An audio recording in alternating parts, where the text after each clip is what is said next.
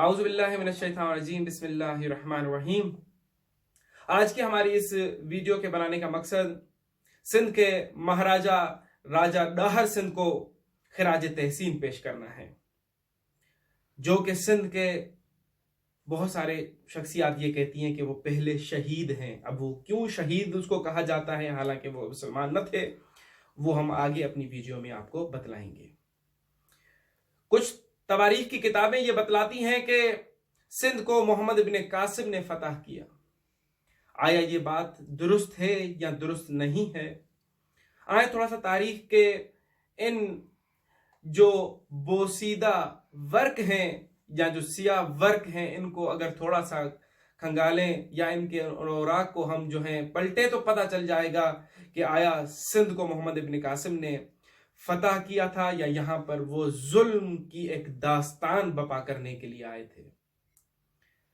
देखें, राजा डाहर जो थे, ये चच इनके वालिद का नाम था।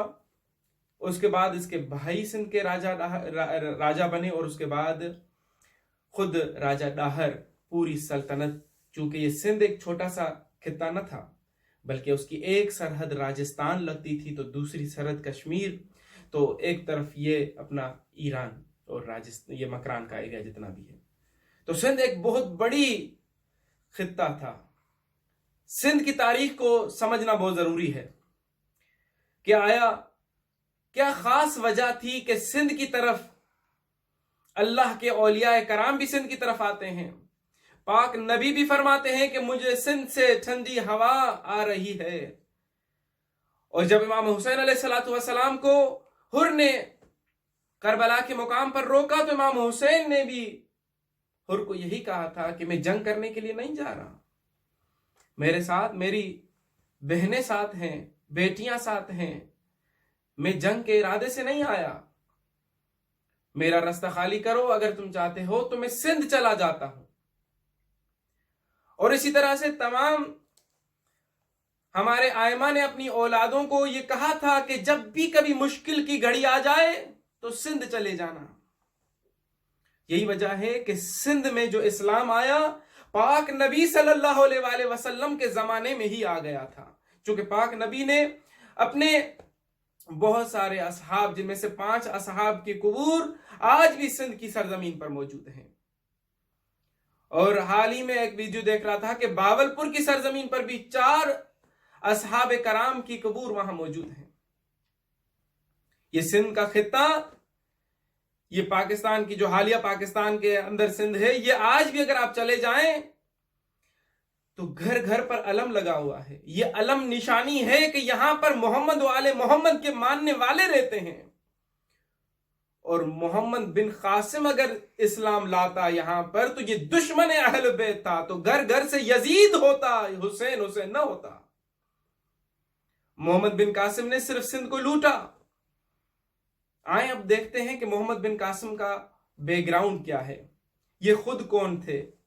आया इनका खुद अपना सिंध की सरजमीन से पहले जब ये अपना मदीने में, मक्के में, या जो है बगदाद में ये रहते थे, ये कूफे में, ये वहां पर क्या काम इनके कारनामे थे।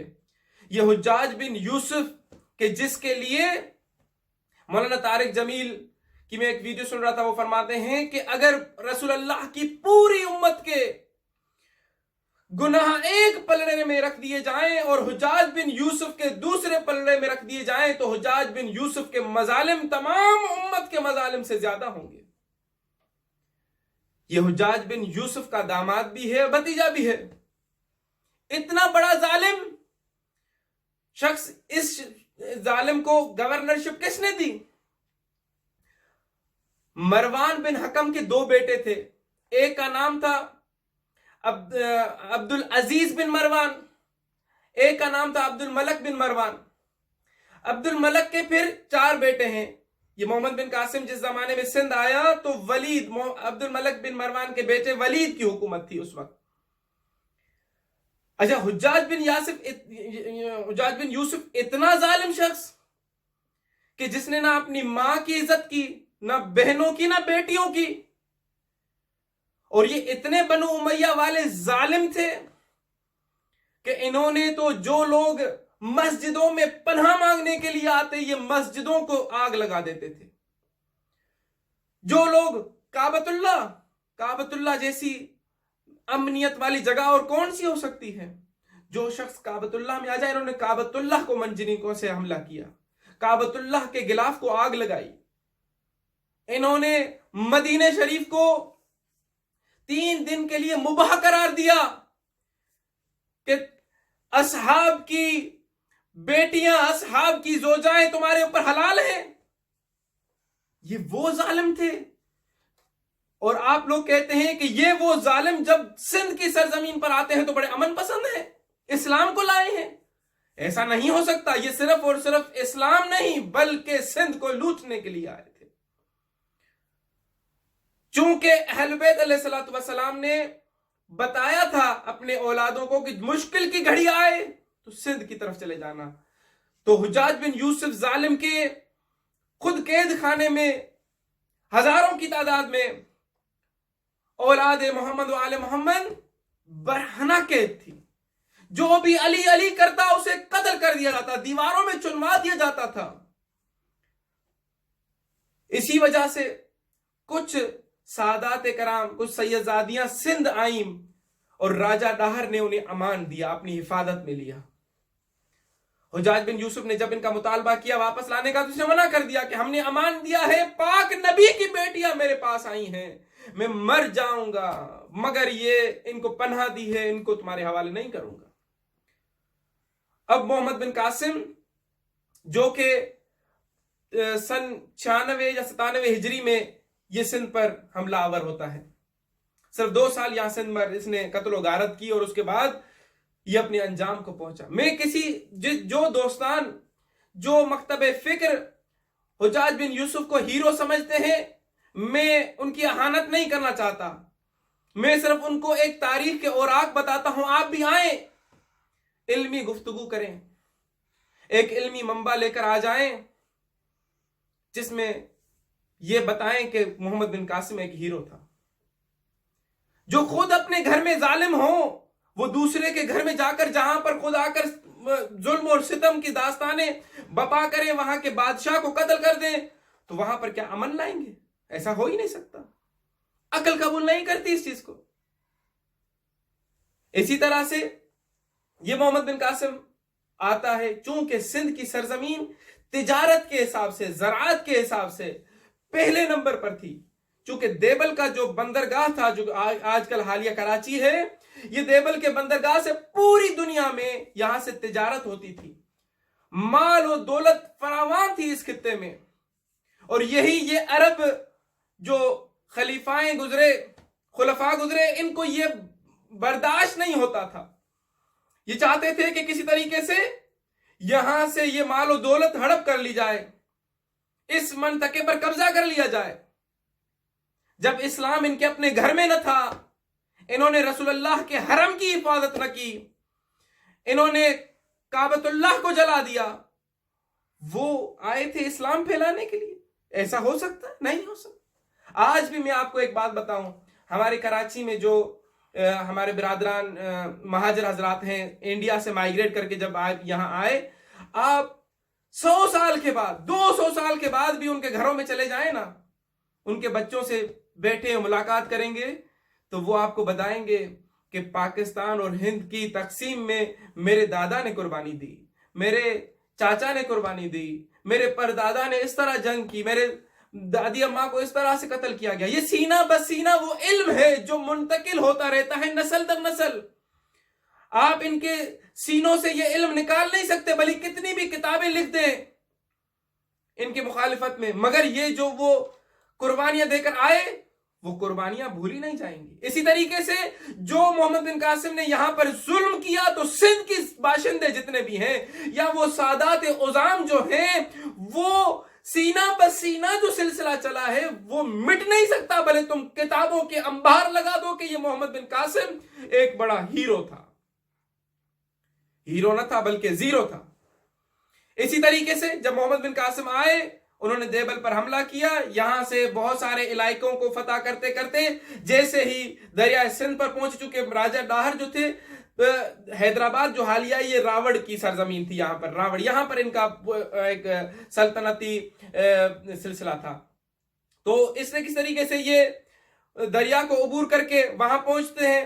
راجہ ڈاہر کے ساتھ جنگ ہوتی ہے. راجہ ڈاہر اسی اولاد پیمبر کو بچانے کے لیے اپنا گھر دے دیا، اپنی بیٹیاں قربان کی، اپنا مال و دولت قربان کیا، اپنے آپ کو، اپنی جان کو، اپنی ملکیت کو، اپنے پوری سلطنت کو برباد کر دیا، مگر محمد بن قاسم کو یہ سیدزادیاں نہ دیں. محمد بن قاسم، آپ آج بھی تاریخ اٹھا کے پڑھ لیں، ایک قدیم تاریخ ہے چچ نامو، اس کو اٹھا کے پڑھیں تو اس میں آپ کو پتا چلے گا کہ 8 لاکھ سندھ کی بیٹیوں کو یہ یہاں سے اغوا کر کے بغداد اور کوفے کے بازاروں میں انہوں نے جا کے بیچا ہے ان کو. اسی طریقے سے اربوں روپے کا، خربوں روپے کا سونا، ڈائمنڈ، چاندی انہوں نے یہاں سے لوٹا اور اپنے خلفاء کو بھیجا.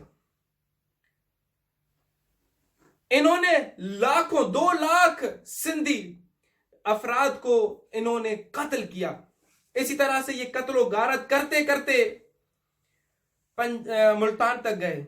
آج آپ دیکھیں، یہاں سے جب کراچی سے نکلے ملتان تک جائیں تو چھوٹی چھوٹی علاقوں میں علم نظر آئیں گے، ہر ایک گھر پر علم نظر آئے گا، اولیاء کرام نظر آئیں گے. یہ سب کے سب آیا سندھ کیوں آئے؟ چونکہ سندھ کی سرخیز زمین تھی، ہندو بھی یہاں کا محب اہل بیت تھا. آج بھی آپ راجستھان کے برہمن ہندو جو ہیں، برہمن حسینی اپنے آپ کو کہلواتے ہیں. تاریخ میں اختلافات ہیں، مگر یہ کہا جاتا ہے کہ امام حسین نے ایک راجستھان کے بادشاہ کو خط لکھا تھا. وہ وہاں سے آئے اور جب پہنچے کربلا کی سرزمین پر دیکھا کہ یہاں پر قتل و غارت ہو چکا ہے، رسول کا نواسہ قتل ہو چکا ہے. یہ واپس جاتے ہیں. مسلمان تو اپنے آپ کو نہیں کہلواتے، مگر یہ ہے کہ اپنے آپ کو کہتے ہیں برہمن، حسینی برہمن. تو یہ سندھ کی جو سرزمین ہے، یہ اہل بیت کے ماننے والوں کی سرزمین ہے. آج بھی اگر آپ سندھ کی سرزمین پر جائیں تو جتنی بھی سندھ کی ثقافت ہے وہ اسلامی ثقافت ہے. کیونکہ یہاں پر اس طرح کے ظالم خلفاء نے آ کر حکومتیں نہیں کی. یہاں پر حقیقی اسلام، صحابہ وہاں سے جب یہاں سندھ کی سرزمین پر آئے، یہاں تک کہ آپ دیکھیں کہ مولا علی علیہ السلام خود اپنی دور خلافت میں یا اس سے پہلے سندھ کی سرزمین پر آئے ہیں. آج بھی ٹھٹا کی آپ علاقے میں چلے جائیں تو مولا علی علیہ السلام کے قدم گاہ آپ کو ملیں گے. حیدرآباد میں مولا علی علیہ السلام کے قدم گاہ ملیں گے. یہاں تک کہ امام زین العابدین علیہ السلام کی ایک بیوی کی قبر اور ساتھ میں ان کے ایک فرزند کی قبر ٹھٹا کے مکلی قبرستان میں آج بھی موجود ہے. آپ آج بھی چلے جائیں، اگر ملتان یا کسی اور جگہوں پر چلے جائیں تو اہل بیت علیہ السلام کے اور ان کے فرزندان کے نقش آج بھی سرزمین پر موجود ہیں. ملتان لاہوت چلے جائیں، لاہوت لامکان جس کو کہتے ہیں، تو وہاں پر اتنی ساری معجزات امام علی علیہ السلام آج بھی موجود ہیں. اس کا مطلب یہ ہے کہ یہ پاک ہستیاں اس سرزمین پر آئی ہیں. بس میں اپنے اس چھوٹے سے پیغام میں بتلانا یہ چاہتا تھا، اور یہی وجہ تھی جو میں نے آپ کو پہلے کہا کہ کچھ لوگ راجہ ڈاہر کو شہید راجہ ڈاہر کہتے ہیں. اس کی علت یہ ہے کہ اس نے جان، مال، عزت، آبرو سب کچھ محمد وآل محمد کی اولاد پر قربان کر دیا. تو میں امید کرتا ہوں کہ میرے تمام سننے والے سامعین اور دیکھنے والے ناظرین ان باتوں کو سوچیں گے، ان پر ریسرچز کریں گے اور علمی پیش رفت کر کے ہمارے سامنے آئے. جاہلانہ طریقے سے ہم نہیں چاہتے کہ کوئی ہمارے سامنے آئے. اور یہی محمد بن قاسم کی جو تاریخ میں بتا رہا ہوں، یہ ہمارے اہل حدیث کے بہت سارے علماء بھی اس بات کو قبول کرتے ہیں، جس میں سے مرزا محمد علی، وہ بھی یہی کہتے ہیں کہ یہ ڈاکو سندھ ہے. اس طرح آپ گامدی کو اٹھا کے دیکھ لیں، آغا صاحب وہ بھی یہی فرماتے ہیں. آغا محترم گامدی وہ بھی یہی کہتے ہیں کہ یہ محمد بن قاسم سندھ کو فتح کرنے نہیں بلکہ سندھ کو لوٹنے کے لیے آیا تھا. دعا کرتا ہوں پروردگار عالم ہمیں حقیقی معناؤں میں محمد والے محمد کا پیروکار بنائے، اور صحیح معناؤں میں اصل میں جو حقیقت میں جو تاریخ ہے محمد والے محمد ہے، اور یہ جو مظالم بنی امیہ ہیں ان سے پردہ پاش ہو. یا میں آپ دوستان کو کہتا ہوں، آپ دیکھیں फिक्र करें, सोचें कि आया जो नमाज में सूरह अल-हम्द में कहते हैं कि ए परवरदिगार हमें सिराते मुस्तकीम पर कायम रख, आया उस सिराते मुस्तकीम पर हैं या नहीं? जिस रास्ते पर खड़े हैं कहीं ये रास्ता आपको डायरेक्ट जहन्नुम तो नहीं लेके जा रहा? इस पर सोचें। परवरदिगार आलम से दुआ करता हूं कि मालिक हमें मोहम्मद व आले मोहम्मद का सही मानों में उनका मुहिब और उनकी सीरत पर चलने की तौफीक अता फरमाए। हमें हकीकत में हमेशा जब से पैदा हुए हैं और जब तक हैं और हमारी औलादें हैं, खुदा तौफीक अता फरमाए कि हम कभी भी जालिम का साथ न दें और मजलूम का साथ कभी भी न छोड़ें। वस्सलामु अलैकुम वरहमतुल्लाहि वबरकातुहू।